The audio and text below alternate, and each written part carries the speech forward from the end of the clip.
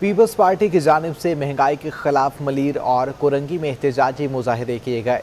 मुजाहिरीन का कहना है कि अवाम तंग आ चुकी है, अब इमरान खान को घर जाना होगा। मुल्क में महंगाई का तूफान। जियालों ने शहर कायद के मुख्तलिफ मकामात पर सजा लिया मैदान। बिलावल भुट्टो की हिदायत पर जियालों ने मलीर में एहतजाजी मुजाहिरा किया और वफाकी हुकूमत के खिलाफ शदीद नारेबाजी की।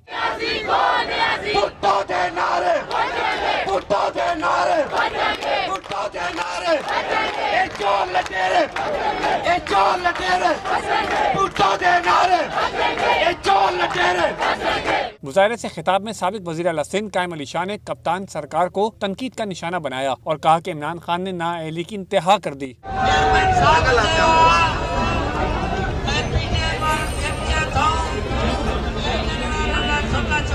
इधर कोरंगी सिंगर चौरंगी पर एहतजाज के दौरान पीपी रहनुमा ताज हैदर ने इमरान खान पर तनकीद के निस्तर चलाए और कहा कि महंगाई के बायस आवाम के लिए 2 वक्त की रोटी का हुसूल नामुमकिन हो गया है। और इस वक्त जो लोगों की हालत है वो ये है कि अगर ये हुकूमत नहीं गई तो वो दिन दूर नहीं है कि जब लोग यहाँ पे भूखे लोग लूट मार शुरू करेंगे और ग़िज़ाई अशिया जो है वो छीन के ली जाएंगी। हम ये चाहते हैं कि इससे पहले कि ये दिन आए ये हुकूमत शराफत से घर चली जाए। मुजाहिरे में पार्टी कारकुनों और आवाम ने बड़ी तादाद में शिरकत की। पीपल्स पार्टी रहनुमाओं ने कहा कि जियाले मैदान में आ गए हैं, अब इमरान खान की रुखसती का वक्त आ गया है। मुल्क में होशरुबा महंगाई, बढ़ती बेरोजगारी और गुर्बत के खिलाफ पीपल्स पार्टी ने जिला वस्ती और गरबी में भरपूर एहतजाज किया। मुजाहिरे से पीपी की सूबाई क़ियादत ने भी खिताब किया।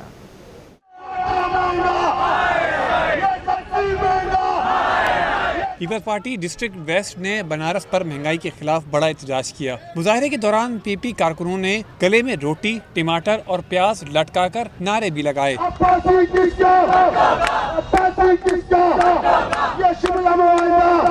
बादशाह खान चौक पर महंगाई के खिलाफ होने वाले एहतजाज से पीपी की सूबाई क़यादत ने खिताब किया। एडमिनिस्ट्रेटर कराची बैरिस्टर मुर्सा वहाब ने अपने खिताब में वफाकी हुकूमत को शदीद तनकीद का निशाना बनाया। बोले, महंगाई का जिन नाअहल हुकूमत ने बेकाबू किया। नाअहल न्याजी सरकार बहुत जल्द ATMs के साथ खत्म हो जाएगी। इमरान खान साहब को बताएं तुम्हारा जाने का वक्त आ गया है, तुम्हारे आने का वक्त आ गया है, तुम्हें जाना पड़ेगा। उसके खिलाफ आवाम पर मैंडेट देंगे, बाहर निकल गया है। पीपल्स पार्टी का झंडा लेंगे, बाहर निकल गए। क्या आपसे बिलावल भुट्टो सरदारी की आवाज है, आवाज आनी चाहिए।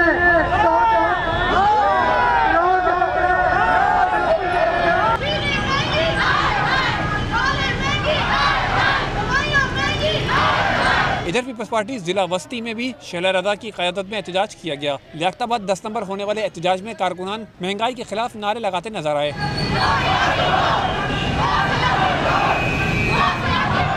मुजाहिरे से खिताब में पीपी रहनुमा शैला रजा ने कहा कि ये तब्दीली के 3 साल हैं या तबाही के।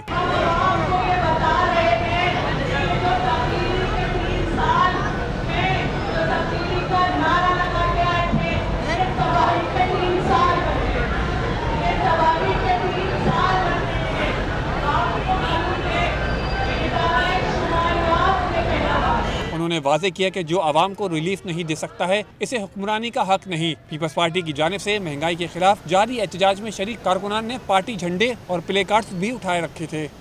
शहर कायद में महंगाई के खिलाफ पीपल्स पार्टी की जानिब से जिला जनूबी और शर्की में मुजाहिरे किए गए। एहतजाज के दौरान कारकुनान ने पेट्रोल, बिजली और गैस की कीमतों में इजाफे के खिलाफ नारे भी लगाए।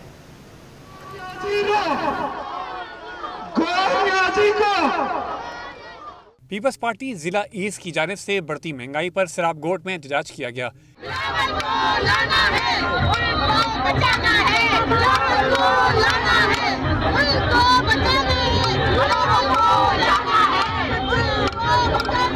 पीपी जिला जनूबी की जानिब से सेनेटर श्री रहमान और वकार मेहदी की क़यादत में भी एहतजाज किया गया। ये पूछें इमरान न्याजी से, जिसको चोर डाकू एहतसाब कहने से फुर्सत ही नहीं है, उनको परवाह ही नहीं है कि अवाम की चीखें निकल रही हैं। उनसे पूछें जो हर 15 दिन बिजली का बिल बढ़ता है वो क्या हुआ, दिखाओ जरा। ये बिजली का बिल जलाएं क्या? जलाएं? चलो चलो। रीगल चौक सदर में महंगाई के खिलाफ होने वाले एहतजाज में कारकुनान ने गले में रोटियां डाल रखी थीं। मुजाहरे के दौरान रीगल चौक आने जाने वाले रास्ते आम ट्रैफिक के लिए बंद रहे। मुजाहरे से खिताब में सेनेटर मियां रजा रब्बानी ने भी इमरान खान के खिलाफ खुलकर बात की। बोले, इमरान खान के खिलाफ पीपल्स पार्टी के कारकुनान ने अलम बगावत बुलंद किया है। आज पार्टी के लोग IMF और PTI मुआहदे के खिलाफ सीसा पिलाई हुई दीवार बनके बैनुल-अक़वामी मालियाती साम्राज्य और उनके पाकिस्तान के अंदर PTI और इमरान खान जैसे पिट्ठुओं के खिलाफ अलम बगावत उठाते हैं। एहतजाज के दौरान पीपी कराची के जनरल सेक्रेटरी जावेद नागौरी ने कहा कि बिलावल भुट्टो जरदारी ने बड़ी कुव्वतों को अवाम की ताकत से चैलेंज किया है। वकार मेहदी ने कहा कि आज अवाम महंगाई के खिलाफ निकल पड़े हैं। हमें नया नहीं पुराना कायदे आज़म का पाकिस्तान चाहिए। यह है नया पाकिस्तान मेरे भाई, हमें ऐसा नया पाकिस्तान नहीं चाहिए, हमें पुराना कायदे आज़म का पाकिस्तान चाहिए, कायदे अवाम जुल्फ़िकार भुट्टो का पाकिस्तान चाहिए, मोहतरमा बेनज़ीर भुट्टो शहीद का पाकिस्तान चाहिए। जिला जुनूबी के सदर खलील हूत ने वज़ीर आज़म पर खुलकर तनकीद की। कहा, लोग इमरान न्याजी से बेजार हो चुके हैं। शहर कायद के इलाके सदर में होने वाले एहतजाज के दौरान सिक्योरिटी के भी सख्त इंतजाम किए गए थे। चेयरमैन पीपल्स पार्टी बिलावल भुट्टो जरदारी ने कमर तोड़ महंगाई के खिलाफ मुल्क भर में पूरी अवामी एहतजाज पर पार्टी के अहदेदारान और जयालों को शाबाश दी है।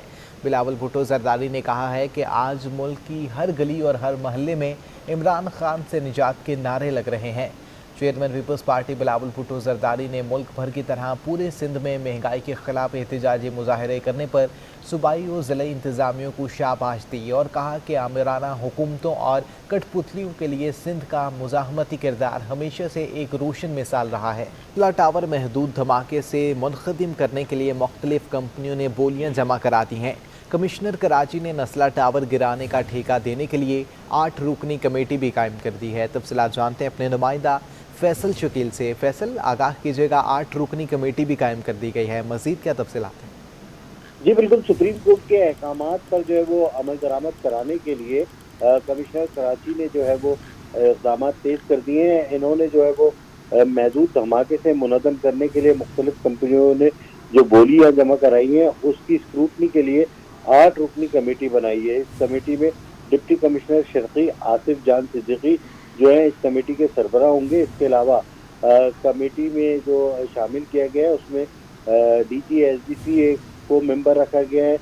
FWO के commanding officer lieutenant colonel Hasnain Rashid sahab को रखा गया है। इसके अलावा सीनियर डायरेक्टर इंतज़ामी तजावुज़ात बशीर सिद्दीकी ये भी इसके रुकन है। इसके अलावा इस कमेटी में NAD यूनिवर्सिटी सिविल इंजीनियरिंग के सरबराह Abdul Jabbar Solangi, director general work and technical बल्दिया कराची उज़्मा वो भी इसमें रखा गया और SSP ईस्ट को भी इस कमेटी में शामिल रखा गया है। जबकि NGO की जानिब से अंबर अली भाई को इस कमेटी का रुकन बनाया गया है। कमेटी बोली देंदगान की जांच पड़ताल करेगी।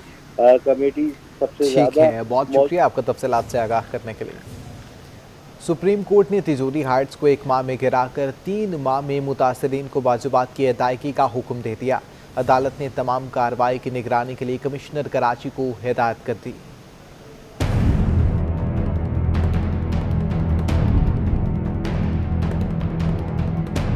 कराची में गैर कानूनी इमारतों की शामत। अदालत उज़्मा ने नस्ला के बाद तिजोरी हाइट्स को भी मलिया मेड करने का हुक्म दे दिया। सुप्रीम कोर्ट कराची रजिस्ट्री में तिजोरी हाइट्स केस की समाअत के दौरान वकील रजा रब्बानी ने कहा कि तिजोरी हाइट्स मालिक ने इमारत खुद गिराने की हामी भर ली है, ताहम फौरी तौर पर इमारत गिराना मुमकिन नहीं। 2 से 3 हफ्तों की मोहलत दी जाए, जिस पर अदालत ने 1 महीने की मोहलत दे दी। अदालत उज़्मा ने तिजोरी हाइट्स 1 माह में गिराने का हुक्म देते हुए मुतासरीन को 3 माह में वाजिबात अदा करने का हुक्म दे दिया। अदालत ने कमिश्नर कराची को निगरानी की हिदायत कर दी और रिमार्क्स दिए कि तमाम रिकॉर्ड दरखास्त गुजार के हवाले करें और उसकी फहरिस्त भी बनाएं, जबकि सामान की फहरिस्त आइंदा समाअत पर रिपोर्ट के साथ पेश की जाए।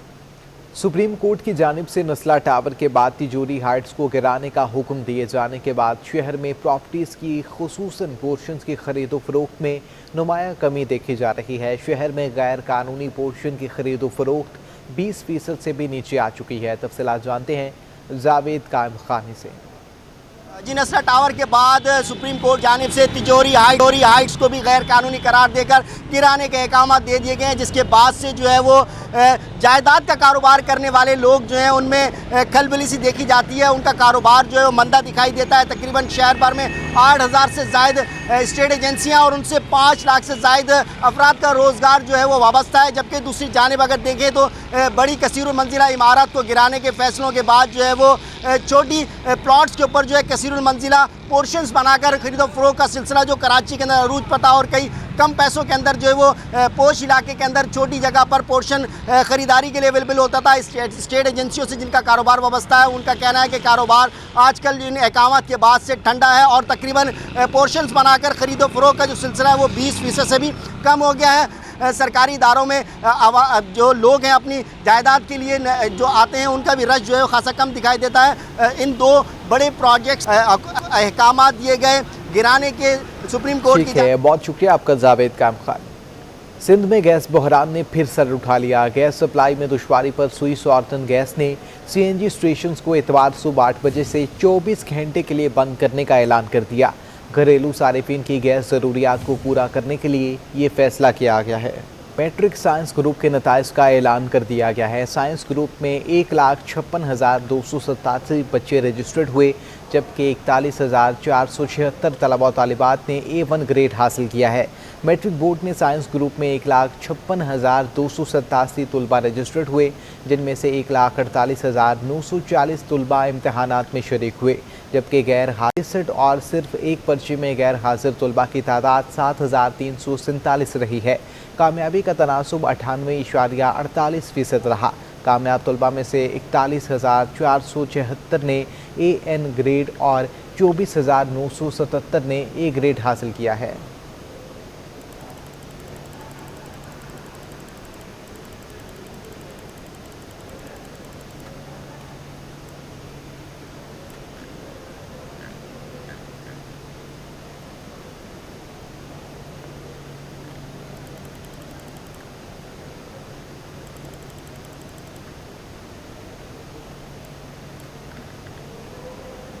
के इलेक्ट्रिका कोरंगी के मकीनों के लिए बिजली की मज़ीद बेहतर फराहमी के साथ पानी का मसला हल करने की जानिब एक और अहम कदम। नूरानी बस्ती में एयर बंडल केबल की तनसीब के साथ पानी के फिल्टर प्लांट का भी इफ्तिताह कर दिया गया।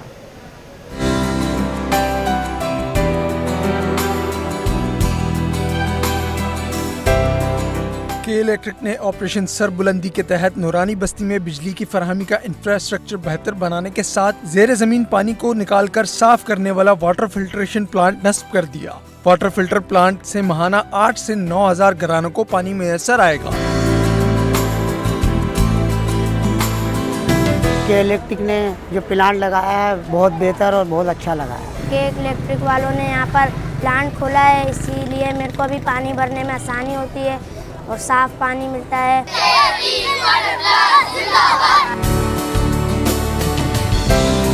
नूरानी बस्ती में के इलेक्ट्रिक की जानिब से तनसीब एयर बंडल केबल से 17 सनतों समेत 5,782 सारिफिन को फायदा पहुँचेगा। रुकने सूबाई असम्बली गुलाम जिलानी कहते हैं कि इलेक्ट्रिक की काविशों से इलाका मकीनों की मयार ज़िंदगी बेहतर बनाने में मदद मिलेगी। 12,000 गैलन जो है वो यहाँ पे पानी लोगों को जो है वो पर डे 12 आवर में जो है वो दस्तयाब होगा। तो मैं समझता हूँ कि इससे कम जो है 20 से 25,000 घर जो है वो पानी ले सकेंगे और उससे जो है वो इनकी सेहत पे भी फ़र्क पड़ेगा, इनकी एक्टिविटी पे भी फ़र्क पड़ेगा। के इलेक्ट्रिक इंतजामिया के मुताबिक पसमानदा इलाके के मकीन अब माहाना हज़ारों रुपए मालियत का पानी खरीदने से बच जाएंगे। हबीब खान, सिटी 21। सऊदी पैकेज के बाद डॉलर की ऊंची उड़ान को ब्रेक लग गई। इंटरबैंक में डॉलर मजीद 61 पैसे सस्ता होकर 171 रुपये 66 पैसे पर बंद हुआ। सऊदी पैकेज मिलने के बाद रुपया तेजी से तगड़ा और डॉलर कमजोर होना शुरू हो गया। इंटरबैंक में डॉलर 61 पैसे मजीद सस्ता होकर 171 रुपये 66 पैसे पर बंद हुआ। 3 रोज में इंटरबैंक में डॉलर 3 रुपये 61 पैसे सस्ता हो चुका है। माशी माहिरीन का कहना है कि एक हफ्ते में स्टेट बैंक के $40 लाख कम होकर 17 अरब 14 करोड़ डॉलर रह गए हैं। अब सऊदी अरब से $3 अरब कैश मिलने के बाद अगले हफ्ते ज़खायर नई बुलंद सतह पर पहुंच जाएंगे। माशी माहिरीन कहते हैं कि मार्केट की नज़रें IMF के साथ मुज़ाकरात की पेशरफ्त पर लगी हुई हैं। इंटरबैंक के बाद ओपन मार्केट में भी डॉलर सस्ता हो गया है। ओपन मार्केट में डॉलर 20 पैसे सस्ता होकर 172 रुपये 80 पैसे का हो गया। यूरो 40 पैसे कम होकर 201 रुपये और बरतानवी पाउंड 80 पैसे सस्ता होकर 238 रुपये 50 पैसे का हो गया है। इमारती धर्म 15 पैसे कम होकर 48 रुपये 85 पैसे और सऊदी रियाल 25 पैसे कमी के बाद 45 रुपये 80 पैसे का हो गया है। एक तोला सोना मजीद 2050 रुपये सस्ता हो गया। 3 रोज़ में एक तोला सोना 13,200 रुपये सस्ता हो चुका है। ऑल सिंध सराफा बाजार एसोसिएशन के मुताबिक आलमी मार्केट में फ़ी औंस सोना $8 सस्ता होकर $1794 का हो चुका है। साथ ही पाकिस्तान में डॉलर सस्ता होने की वजह से सोने की कीमतों में कमी आ चुकी है। सराफा मार्केट में एक तोला सोना 2050 रुपये सस्ता होकर 1,18,600 रुपये का हो चुका है और 10 ग्राम सोना 1,758 रुपये सस्ता होकर 1,01,080 रुपये पर आ गया।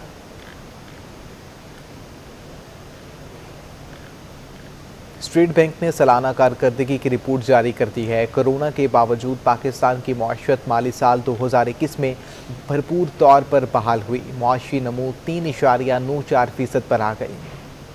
माली साल 2021 दुश्वार साल रहा। आलमी मईशत, कोविड वबा, उसको काबू पाने के इकदाम और दीगर मुश्किलात का सामना करना पड़ा। ताहम इन मुश्किल हालात में पाकिस्तान की मईशत गुज़िश्ता माली साल के मुकाबले में भरपूर बहाल हुई और मुकर्ररा अहदाफ के तनाजुर में काफी अच्छी कारकर्दगी दिखाई। कोरोना के मनफी असरात से निमटने के लिए स्टेट बैंक के बरवक्त इकदाम से बहुत फवायद हासिल हुए। इस दौरान शरह सूद 13.25% से कम होकर 7% तक कर दी गई। साल के दौरान माशी नमू बहाल होकर 3.94% पर आई, जो माली साल के लिए मुकर्ररा 2.1% के हदफ से बेहतर है। इस साल महंगाई 8.9% रही, जो स्टेट बैंक की जानिब से ऐलान करदा 7.9% के हदफ की हुदूद में है। इस तरह जारी खाते का तवाजुन, मालियाती तवाजुन और मुल्की ज़राए मुबादला के ज़खायर जैसे अहम माशी तवाजुन के इजहारियों में बेहतरी आई। रिपोर्ट के मुताबिक रस्क की इंतजामी मसाइल और इजनास के आलमी निर्ख बढ़ने से पड़ने वाले दबाव ने महंगाई की तवक्कुआत को काबू में रख कर ज़रूरी पॉलिसी कमेटी को पूरे साल के दौरान पॉलिसी रेट किसी रद्दो बदल के बगैर बरकरार रखने का मौका दिया।